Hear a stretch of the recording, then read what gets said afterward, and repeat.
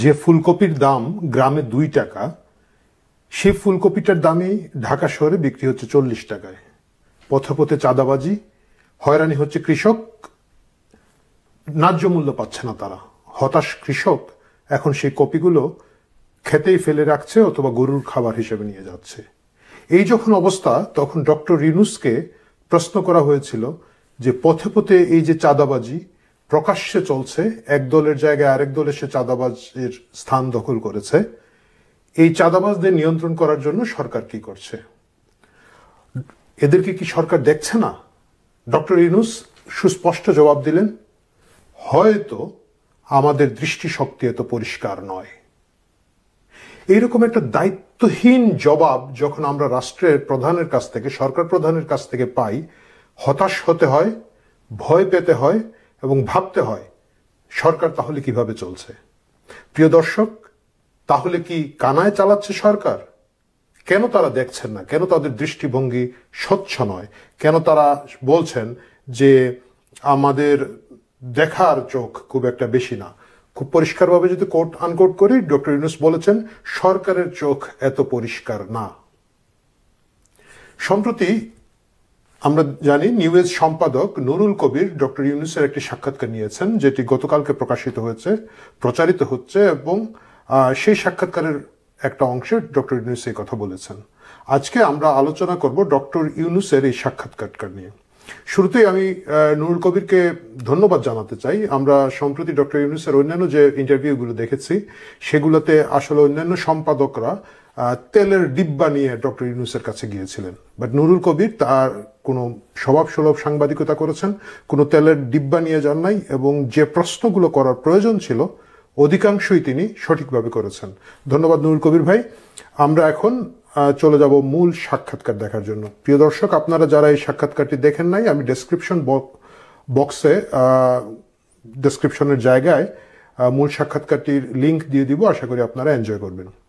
তাহলে আসুন দেখা যাক ডক্টর ইউনূস এখানে কি কি ফাঁকিঝুঁকি কথা বলেছেন। প্রথমেই তার উপরে একটা খুব গুরুত্বপূর্ণ প্রশ্ন করেছেন নুরুল কবির, যে ডক্টর ইউনূস ক্ষমতায় আসার পরে হুট করে তার মামলাগুলো বাতিল হয়ে গেল, 6টি মামলা প্রত্যাহার হয়ে গেল, বাতিল হয়ে গেল, এবং নুরুল কবির জানতে চেয়েছেন যে এটা কি এই কারণে হলো যে ডক্টর ইউনূস ক্ষমতায় আছেন বলেই এই মামলাগুলো প্রত্যাহার হয়ে গেল? এর জবাবে ডক্টর ইউনূস বেশ দায়সারা গোছের কথা বললেন। উনি বললেন যে না, এগুলো এমনিতেই উঠে যেত, এগুলো ভুয়া মামলা, এগুলা উনি ক্ষমতায় থাকলেও উঠে যেত, না উঠলেও উঠে যেত, এগুলা সম্পর্কে উনি খুব একটা গা ঝাড়া দিলেন, যেগুলো কোনো বিষয় না। আদতে কি তাই? আসলে তাহলে দেখা যাক। 24শে জুলাই এই মামলার কার্যক্রম বাতিল করার জন্য ডক্টর ইউনূস হাইকোর্টে আবেদন করেছিলেন, এবং হাইকোর্ট সেই আবেদন খারিজ করে দেন। একই সঙ্গে বিচার শেষ করতে ঢাকার বিশেষ জজ আদালত 4-এর প্রতি নির্দেশ দেন যাতে দ্রুত এই বিচারগুলো শেষ হয়ে যায়। 5 আগস্ট শেখ হাসিনা সরকারের পতনের পর 12ই আগস্ট, আপনারা দেখুন 8 আগস্ট কিন্তু ডক্টর ইউনূস ক্ষমতায় এসেছেন, 12ই আগস্ট কল্যাণ তহবিলের গ্রামীণ টেলিকমের শ্রমিক কর্মচারীদের কল্যাণ তহবিলের টাকা আত্মসাতের অভিযোগে করা মামলা থেকে তাকে খালাস দেওয়া হয়। মামলা প্রত্যাহার কিভাবে হয়? এটা কিন্তু রায়ে খালাস হয় নাই, মামলা প্রত্যাহার হয়েছে দুদকের আবেদনের প্রেক্ষিতে। দুদক কার? সরকারের। মানে ডক্টর ইউনূস এই মামলাগুলো যেভাবে বলছেন, যেগুলো আদালতে স্বাভাবিকভাবে এগুলো ভুয়া মামলা, প্রমাণ নাই, এবং বিচারে খালাস পেতেন তিনি কিন্তু সেই বিচারের জন্য অপেক্ষা করেন নাই। 8 তারিখে আসার ক্ষমতা আসার পরে 12ই আগস্ট দুদকের মাধ্যমে এই মামলাগুলো প্রত্যাহার করা হয়, মানে রাষ্ট্র নিজেই মামলা তুলে নিয়ে যায়। এটা শেষ নয়, এরপরে যেটা করেন স্বভাবসুলভ, যে এনজিও সুলভ চাতুর্য, সেই চাতুর্যটা ডক্টর ইউনূস তার আইনজীবীরা করেন। এটা কিন্তু মামলা উঠে যাওয়ার পরে তারা লিভ টু আপিল করেছেন, না না না, মামলা উঠে যাওয়া ঠিক হয় নাই, আমরা এটা আদালতে লড়বো, কেন উঠে গেল এইটা বিষয়ে আমরা লিভ টু আপিল করব। ফাঁকিঝুঁকিটা দেখতে পাচ্ছেন? যিনি সরকার আসে 4 দিনের মাথায় সরকারি একটা প্রতিষ্ঠানের মাধ্যমে, সরকারি প্রতিষ্ঠান মামলা তুলে দিল, এবং তারপর উনি বললেন ও আমরা তো জানতাম না, মানি না, মানবো না, আমরা রায়ের জন্য ফাইট করব। এই ধরনের ভণ্ডামি, এই ধরনের কপটতা, শঠতা খুব স্বভাবসুলভ কিন্তু ডক্টর ইউনূসের জন্য, যেটা আমাদের কাছে আগে কখনোই পরিষ্কার হয়নি, কিন্তু ইদানিং খুব বেশি আকারে তার এই জিনিসগুলো আমাদের কাছে পরিষ্কার হচ্ছে এবং আমরা দেখতে পাচ্ছি। আচ্ছা, দ্বিতীয় প্রশ্নটা কি ছিল?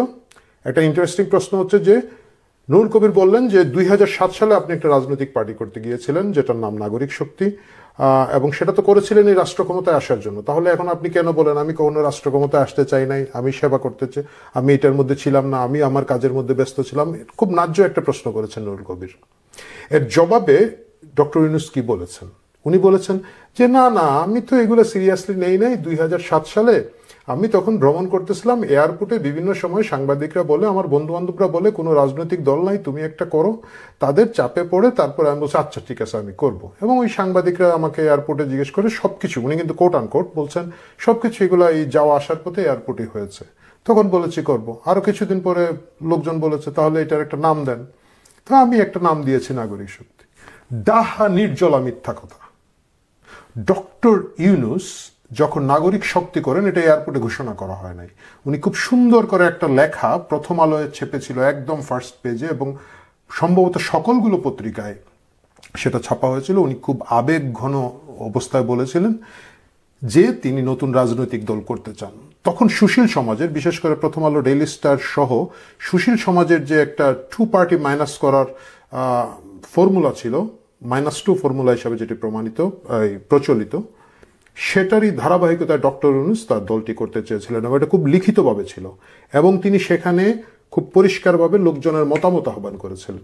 আমার তখন মগবাজারে অফিস, আমি ভোরের কাগজে যাওয়া আসার পথে, ভোরের কাগজ তখন বাংলা মোটরে, মগবাজারে আমার ব্যবসায়ী প্রতিষ্ঠান, আমি দুটোর মধ্যে যাওয়া আসা করে মগবাজারে একটা ঠিকানায় ওনারা চিঠি নিচ্ছিলেন। আমি দেখেছি শত শত মানুষ লাইনে দাঁড়িয়ে সেখানে চিঠি দিয়ে ডক্টর ইউনূসের প্রতি তাদের সমর্থনটা প্রকাশ করছিল। একটা সাধারণ মানুষ যারা এই দুই দলের মারামারি থেকে বিরক্ত বিতশ্রদ্ধ হয়ে গেছিল, এবং তখন মাত্র ডক্টর ইউনূস নোবেল পুরস্কার পেয়েছেন, তার প্রতি জনগণের একটা আস্থা ছিল, সাধারণ মানুষের একটা প্রত্যাশা ছিল। কিন্তু ডক্টর ইউনূস সেই রাজনৈতিক পথে হাঁটতে চান নাই, তিনি সবসময় সংক্ষিপ্ত রাস্তায় যেতে চেয়েছিলেন। আপনাদের মনে আছে তিনি যখন এই পার্টিটা ঘোষণা করেন এবং তিনি বলছেন যে অন্য রাজনৈতিক দল নাই, কথাটা সত্য। তখন দেশে জরুরি অবস্থা চলছিল, রাজনৈতিকভাবে অন্য দলগুলা রাজনৈতিক মাঠে সরব ছিল না, 111-এর সরকার খুব কঠোর ছিল। সেই সময় উনি এই দলটি করেছিলেন, এবং তিনি চেয়েছিলেন ফখরুদ্দিন মঈনুদ্দিন সরকারের যে মেকানিজম, সেই মেকানিজমে সংক্ষিপ্তভাবে ক্ষমতায় অধিষ্ঠিত হওয়া। তার দুর্ভাগ্য এবং মানুষের সৌভাগ্য, তখন কিন্তু ফখরুদ্দিন মঈনুদ্দিনের শাসনকালের প্রায় যবনিকা টেনে যাচ্ছে, আন্তর্জাতিক মহলে এটা গ্রহণযোগ্য হয় নাই, যার কারণে ডক্টর ইউনূস কিছুদিন পরে, প্রায় 10 সপ্তাহ পরে, আবার পত্রিকায় লিখে বলেন যে তিনি যে সমর্থন চেয়েছিলেন সেই সমর্থন না পাওয়ার কারণে তিনি দল করছেন না। আরেকটা গুরুত্বপূর্ণ কথা তিনি সেখানে বলেছিলেন, তিনি বলেছিলেন অন্যান্য দল থেকে যারা আমার কাছে আসতে চেয়েছিল বলেছিল তারাও আসছে না। মানে উনি অন্যান্য বড় দলগুলো ভাঙানি দিয়ে লোক নিয়ে আসতে চেয়েছিলেন, যেটা মঈনুদ্দিন ফখরুদ্দিনের সরকার খুব আপ্রাণ চেষ্টা করেছিল। কিন্তু সেই সময়কার বড় পার্টি আওয়ামী লীগ, বিএনপি থেকে তারা কোনো গুরুত্বপূর্ণ নেতাকে ভাঙানি দিয়ে নিয়ে যেতে পারে নাই। যদিও অনেকগুলো সংস্কার কমিটি এটা চাপচুপ করা হয়েছিল, বিএনপির ভিতরে একটা গ্রুপ হয়েছিল, আওয়ামী লীগের ভিতরে হয়েছিল, কিন্তু গুরুত্বপূর্ণ কোনো নেতা ডক্টর ইউনূসের সাথে যান নাই। এবং না যাওয়ার কারণে উনি যখন শর্টকাটে ক্ষমতায় আসতে পারবেন না, তখনই তিনি নাগরিক শক্তি থেকে বেরিয়ে আসেন এবং সেটাকে বাদ দেন। কিন্তু এই সাক্ষাৎকারে তিনি বলছেন না, পরে যখন 10 সপ্তাহ গেল আমি দেখলাম ব্যাপারটা সিরিয়াস হয়ে যাচ্ছে, আমার কিন্তু কখনো রাজনৈতিক দল করার কোনো ইচ্ছা ছিল না, তাই আমি এটা উইথড্র করে দিলাম। কি পরিমাণ মিথ্যাচার, অসত্য কথা একজন সম্মানিত লোক, এই রাষ্ট্রের, এই সরকারের প্রধান এবং আন্তর্জাতিকভাবে খ্যাতিসম্পন্ন লোক বলতে পারেন। ওনার সেই সময়কার লেখা নাগরিক শক্তি করার জন্য ওনার আহ্বান, এইগুলো কিন্তু পত্রিকার পাতায় রয়ে গেছে। উনি যদি বলেন যে এয়ারপোর্টে সাংবাদিকদের চাপে উনি একটা রাজনৈতিক দল করার কথা বলেছেন, 10 সপ্তাহ পরে এটাকে উইথড্র করেছেন কারণ উনি সিরিয়াস না, তাহলে তার বোধ বুদ্ধির উপরে আমাদের কিন্তু অনাস্থা জন্মায়। রাজনৈতিক দল করবেন, একটা রাষ্ট্র নিয়ে কথা হচ্ছে, একটা সরকার নিয়ে কথা হচ্ছে, রাজনীতি নিয়ে কথা হচ্ছে, আপনার মনে ইচ্ছা হইলো আপনি বললেন, আপনি জানতেন করবেন না, শত শত লোক এখানে আপনাকে চিঠি লিখলো, লাইন ধরে লোক আপনাকে চিঠি জমা দিল, আপনি সবার সাথে কি ঠাট্টা করছিলেন? এইসব কথা বলার কোনো মানে হয় না। আপনি স্বীকার করেন যে তখন আমি আবার সংক্ষেপে আসতে চেয়েছিলাম, কারণ আমি আসতে পারি নাই, এইবার পেরেছি, এইবার ঢুকে গেছি। বি অনেস্ট, সততার সাথে এগুলো ডিল করা বোধ হয় আমাদের সকলের উচিত, আপনার তো বিশেষ করে উচিত। আচ্ছা, তারপরে তাকে আরেকটা মজার প্রশ্ন করেছেন নুরুল কবির, যেটা হচ্ছে যে ছাত্রদের মাঝে অনেককে আপনার ম্যান্ডেট দুর্বল হচ্ছে কিনা না। আমরা জানি যে এই বৈষম্য বিরোধী ছাত্র আন্দোলনের নামে যে ছাত্রগুলো আছে, এরা আসলে অধিকাংশই ছাত্র না, বিয়ে শাদী করেছে, ছাত্রত্ব অনেক আগেই চলে গিয়েছে, বাট ছাত্র দাবি করছে। এদের মধ্যে এখন বিভিন্ন ধরনের কামড়ি মারামারি হচ্ছে, একজন আরেকজনের মারতেছে, গালি দিচ্ছে, খোঁচা দিচ্ছে, কেউ সরকারে কেউ সরকারের বাইরে আছে। এই অনৈক্য আসলে, যেহেতু উনি বলেছেন যে ছাত্ররা তার নিয়োগকর্তা, সেটাতে তার ম্যান্ডেটের কোনো সমস্যা হচ্ছে কিনা।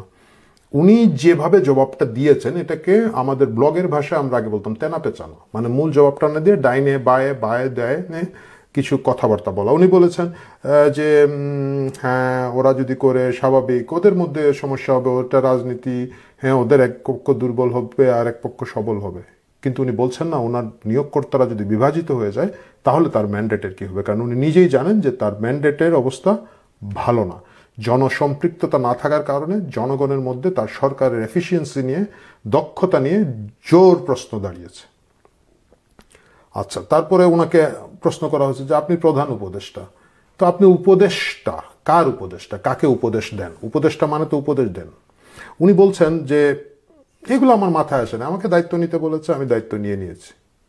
লা হাওলা ওয়ালা কুওয়াতা ইল্লা বিল্লাহ। একজন প্রাজ্ঞ ব্যক্তি, জ্ঞানী ব্যক্তি, তাকে একটা দায়িত্ব দেওয়া হচ্ছে, তার পদ কি, পদের দায়িত্ব কি, এগুলো না বুঝে শুধু সরকারের পদ খালি হয়েছে বলে আপনি ঝাঁপ দিয়ে পৌঁছে গেছেন, পড়ে গেছেন, এই বলাটা কি শোভন হয়? অবশ্যই শোভন নয়। কিন্তু আমরা সাক্ষাৎকারে শুনলাম তিনি এই কথাটা বলেছেন খুব নাইব সুরে, খুব সহজ সরলভাবে বলেছেন। সাধারণ মানুষ এইসব সহজ সরল কথা বিভ্রান্ত হয়ে যায়। কিন্তু মনে রাখতে হবে, ইনি হচ্ছেন সেই লোক যিনি এখন দাবি করছেন যে তিনি রাজনৈতিক দলটা ছেলে খেলা হিসাবে করেছিলেন। পুরো রাষ্ট্র সরকার এবং এই প্রশাসনের কাহিনীগুলো তার কাছে ছেলে খেলার মতো। আচ্ছা, তারপরে হচ্ছে আরেকটা গুরুত্বপূর্ণ প্রশ্ন করা হয়েছে। এই যে তারা বললেন জুলাই ফাউন্ডেশনের মাধ্যমে আহতদেরকে, নিহতদেরকে টাকা দেবেন, কোটি কোটি টাকা। আমার যতটুকু মনে পড়ে খুব সম্ভবত 30 বা 50 লক্ষ টাকা নিহতদেরকে দেওয়া হবে, আহতদেরকে দেওয়া হবে, বা কোটি টাকাও দেওয়া হতে পারে, আমার মনে নাই। এতবার এরা এত ঘোষণাগুলো চেঞ্জ করেছেন। প্রশ্ন করা হয়েছে এই টাকাগুলো এখনো দেওয়া হচ্ছে না কেন? আমরা কিন্তু দেখতে পাই জুলাই ফাউন্ডেশনের নামে সার্জিস আলম এবং অন্যান্য নেতারা কিন্তু খুবই সুন্দর সুন্দর পাঞ্জাবি পরে, প্রাডো এবং কি গাড়ির জন্য, দামি দামি গাড়ি, আমি নামও জানি না, এগুলা চড়ে টড়ে বেশ ঘুরে বেড়াচ্ছেন। কিন্তু আহতদের কথা যতটুকু আমরা সংবাদপত্রে দেখেছি, অনেকেই কিন্তু এখনো নিজের ভিটামাটি বিক্রি করে, জিনিসপত্র বিক্রি করে চিকিৎসা চালাচ্ছেন, তারা যথাযথ হেল্প পাচ্ছেন না। নিহতদের কথা তো বলার কিছু নাই, তারা মারা গিয়েছেন, তাদের পরিবার শোক করছে, এবং তারা কেউ যে সিগনিফিকেন্ট কোনো টাকা পেয়েছেন এর কোনো প্রমাণ নাই। এর জবাবে ডক্টর ইউনূস বলেছেন যে হ্যাঁ, আমলাতন্ত্রের কারণে দেওয়া যায় নাই, আমাদের সামগ্রিক ব্যর্থতা, এটা ওইটা আছে। ভাই 5 মাস চলে গেল, এমন তো না যে প্রতিদিন নতুন নতুন লোক আহত হচ্ছে, নতুন নতুন লোক মারা যাচ্ছে। 5 আগস্ট পর্যন্ত যারা আহত এবং নিহত হয়েছেন তাদের তালিকা আপনারা 5 মাসে করতে পারলেন না, এটা তো বিশ্বাসযোগ্য না। যদি আপনাদের কিছু তালিকার কিছু অংশ নিয়ে আপনাদের প্রশ্ন থাকে, সেগুলো বাদ দিয়ে যাদের নাম ফাইনাল হয়েছে তাদের টাকাটা দেন। আপনি একজন আহত লোককে 5 বছর পরে টাকা দিলে তো হবে না। এই ব্যর্থতা যখন আছে আপনাদের, একবারে প্রায়োরিটির কাজটা আপনারা করছেন না, কিন্তু টাকা ছাপিয়ে সেই ব্যাংকগুলোকে দিচ্ছেন, যে ব্যাংকগুলা বিগত সরকারের সময় লুট হয়েছে, বিগত সরকারের সময় যেগুলো খালি করে দেওয়া হয়েছে। সো আপনারা আসলে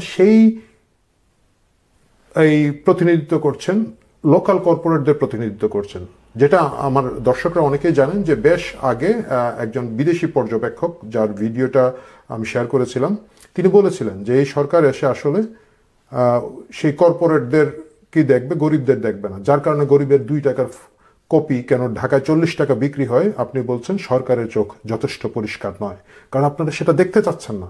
এটা দুর্ভাগ্যজনক, এটা লজ্জাজনক, এটা কষ্টদায়ক। আচ্ছা, তারপরে এসেছে সংস্কার নিয়ে উনি বলেছেন অনেকগুলো কমিটি হয়েছে, সেই কমিটিগুলো আগামী সপ্তাহে, এই 7 তারিখের মধ্যে রিপোর্ট দেবে, 6টা কমিটি। তারপরে সেই কমিটিগুলো প্রধানদের নিয়ে আরেকটা কমিটি হয়েছে, এবং সেই কমিটি তারপরে কথাবার্তা বলে এটা এক ধরনের সমন্বয় করার চেষ্টা করবেন। এটা ডেডলাইন উনি বলতে চান নাই বা বলতে পারেন নাই। নুরুল কবির বলেছেন যে এটা কি 15ই জানুয়ারির মধ্যে আমরা আশা করতে পারি, উনি বলেছেন, কিন্তু কার কার সাথে কথা বলবেন জিনিসটা উনি পরিষ্কার করেন নাই। আমার ধারণা এই বিষয়ে ওনার কোনো আইডিয়া নাই, ওনারা কোনো পরিকল্পনা করেন নাই। ওনারা সংস্কারকে ঠেলে ঠেলে যতদিন ক্ষমতায় থাকা যায় তার একটা চেষ্টা করছিলেন, বাট ইদানিং বুঝতে পেরেছেন যে সেই চেষ্টা খুব একটা ফলপ্রসূ হবে না, সুতরাং এখন হয়তো তারা এই জায়গাটায় কাজ করবেন। দেশের কথা বাদ দেন, বিদেশের ব্যাপারেও কিন্তু ডক্টর ইউনূসের খুব একটা পরিষ্কার ধারণা আছে বলে মনে হয় না। আরেকটা গুরুত্বপূর্ণ প্রশ্ন নুরুল কবির করেছিলেন যে শেখ হাসিনাকে ফিরিয়ে আনার ব্যাপারে ভারত সরকারের কাছে যে যোগাযোগ করা হয়েছে, এটার আপডেট কি? ডক্টর ইউনূস বলতে পারেন নাই, বলেছেন কোনো আপডেট নাই। তারপরে নুরুল কবির জিজ্ঞেস করেছেন আপনারা নেক্সট প্ল্যান কি করতে চাচ্ছেন, অগ্রগতি কি হবে, কবে এটার পরবর্তী ফলো আপ আপনারা করবেন। এই বিষয়ে উনি বলছেন আমি কিছু জানি না, আমার কোনো ধারণা নাই এই বিষয়ে। নুরুল কবির জিজ্ঞেস করেছেন যে পররাষ্ট্র মন্ত্রণালয় আপনাকে ব্রিফ করে না, ডক্টর ইউনূস বলেছেন আমি ওদের জিজ্ঞেস করি নাই। এই হচ্ছে অবস্থা। দেশের গুরুত্বপূর্ণ পররাষ্ট্র বিষয়ক একটা সিদ্ধান্ত, শেখ হাসিনাকে দেশে ফিরিয়ে আনা হবে কি হবে না, এটা নিয়ে ভারতের সাথে বাংলাদেশ সরকারের কিন্তু একটা দীর্ঘমেয়াদী কূটনৈতিক টাগোবয় চলবে। এই বিষয়ে সরকার প্রধান খুব ক্যাজুয়ালি বলছেন আমি এখনো জিজ্ঞেস করি নাই, জিজ্ঞেস করে জানবো বলবো। গোটা সাক্ষাৎকার দেখে আমার যেটা মনে হয়েছে যে ডক্টর ইউনূস আসলে কিছুই জানেন না। তাকে যারা নিয়োগ দিয়েছে, এই ছাত্র না, আসলে আন্তর্জাতিক যে শক্তিটা নিয়োগ দিয়েছে তারাই হয়তো সরকার চালাচ্ছে, অথবা হয়তো কেউ চালাচ্ছে না, যে যার মতো চলছে। একটা গল্প ছিল যে একজন লোক সারা জীবন নাস্তিক ছিল, তো হঠাৎ করে সে বাংলাদেশে বেড়াতে আসলো, কিছুদিন পরে দেখা গেল সে আস্তিক হয়ে গেছে, সে ঈশ্বরে বিশ্বাস করে। তো তার বন্ধু তাকে বলল যে ভাই তুই সারা জীবন নাস্তিক ছিলি, হঠাৎ করে কি ব্যাপার, তুই দেখা যায় খুব আল্লাহ খুদা মানুষ ঘটনাকে। তখন সেই লোকটা বলেছিল যে আমার বাংলাদেশে এসে মনে হয়েছে আল্লাহ একজন আছেন, নাইলে এই দেশ চালায় কে? তো আমাদেরকে আসলে আল্লাহ চালাচ্ছেন। ডক্টর ইউনূসের এই সাক্ষাৎকার থেকে সেটাই আবার পরিষ্কার হলো। এই জন্যই আমি আজকের এই ভিডিওর শিরোনাম দিয়েছিলাম যে ডক্টর ইউনূসের স্বীকারোক্তি কানায় চালায় সরকার। কারণ নিজেই বলেছেন যে তাদের দৃষ্টিভঙ্গি এত পরিষ্কার নয়। তারা সিন্ডিকেট ভাঙতে চান না, সাক্ষাৎকারে দেখবেন। তারা চাঁদাবাজি বন্ধ করতে চান না, সাক্ষাৎকারে দেখবেন। তারা জুলাই আগস্টের আহত নিহতদের টাকা পয়সা দেওয়ার ব্যাপারে এই এফিসিয়েন্সি নাই, এগুলোই গুণে তারা দিতে পারছেন না ঠিক মতো। কি করছেন তারাই জানেন। প্রিয় দর্শক, দোয়া করেন আল্লাহ যেন সরাসরি আমাদের দিকে দৃষ্টি রাখেন, এই দেশটাকে রহম করেন। এইভাবে বিশৃঙ্খলভাবে বিচ্ছিন্নভাবে যদি চলতে থাকে তাহলে এই দেশের যত সমস্যা আছে এগুলোর আদৌ কোনো সমাধান আমার নজরে পড়ছে না। ভালো থাকুন, কথা হবে অন্য পর্বে।